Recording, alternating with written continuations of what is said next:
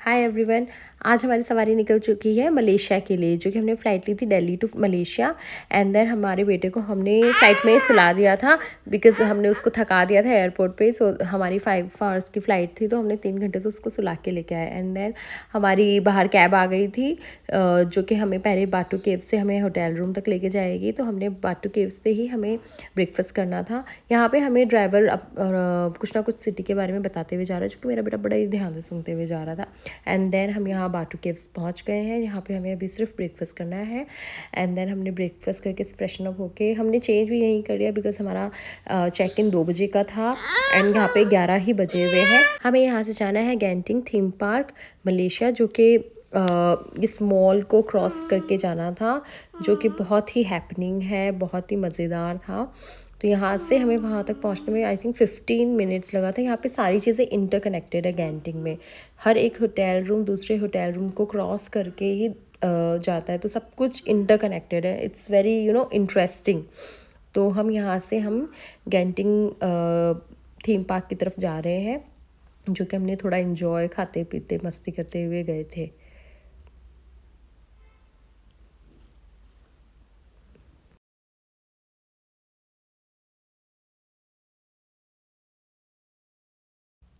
हमारी एंट्री हो गई है स्काई वर्ल्ड्स में, और यहाँ से हम स्ट्रेट जा रहे हैं।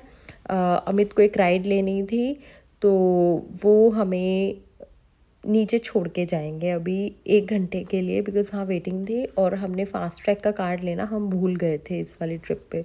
तो मुझे यहाँ पे 1 आवर तक वेट करना पड़ा, जहाँ पे बहुत ज़्यादा धूप थी। वैसे तो वेदर यहाँ पे रेनी क्लाउडी इस टाइप का रहता है, बट मोस्टली एंड जिस दिन हम गए थे वहाँ पे बहुत ज़्यादा सनी था डे और बहुत तेज़ धूप थी। बट हमने फिर भी इंजॉय किया, हमने अपनी रील बनाई एंड देन 1 आवर जैसे तैसे कंप्लीट हो गया। एंड अमित फिर 1 घंटे के बाद आ गए थे। तब तक मैंने ये सारा टाइम पास किया, जो कि आप देख सकते।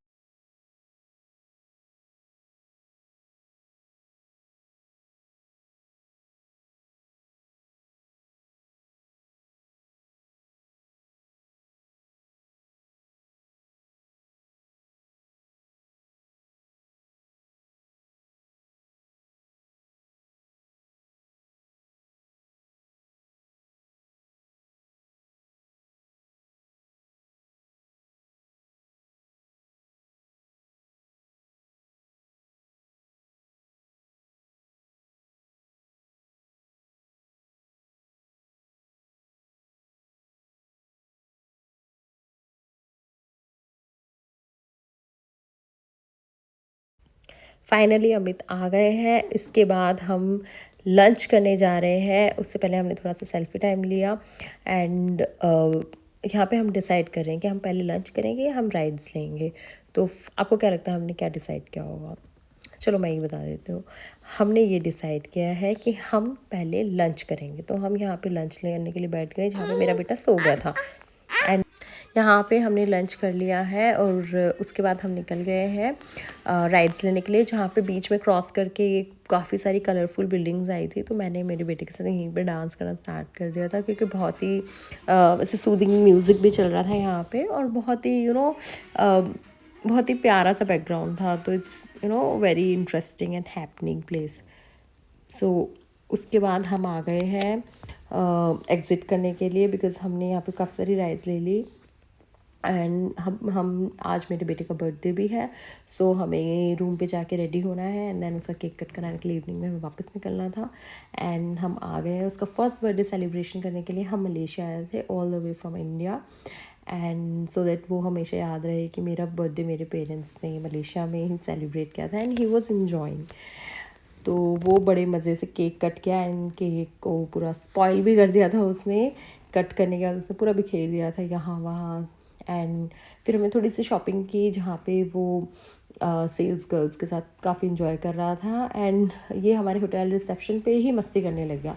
उस टाइम तक मेरा बेटा वॉक नहीं करता था, ही वॉज जस्ट क्रॉल।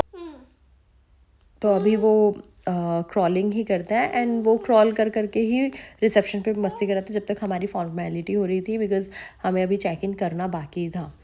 तो अमित जब तक चेक इन कर रहे थे पूरी फॉर्मेलिटी के साथ, तब तक मेरा बेटा ऐसे इंजॉय कर रहा था और मैं उसको रिकॉर्ड कर रही थी बिकॉज़ मैं बहुत थक गई थी उसको रोक रोक के। वैसे तो यहाँ पे क्रॉल करना अलाउड नहीं है बिकॉज़ थोड़ा डर्टी रहता है, बट मैं उसको रूम में ले जाके मैंने उसे नहला दिया था।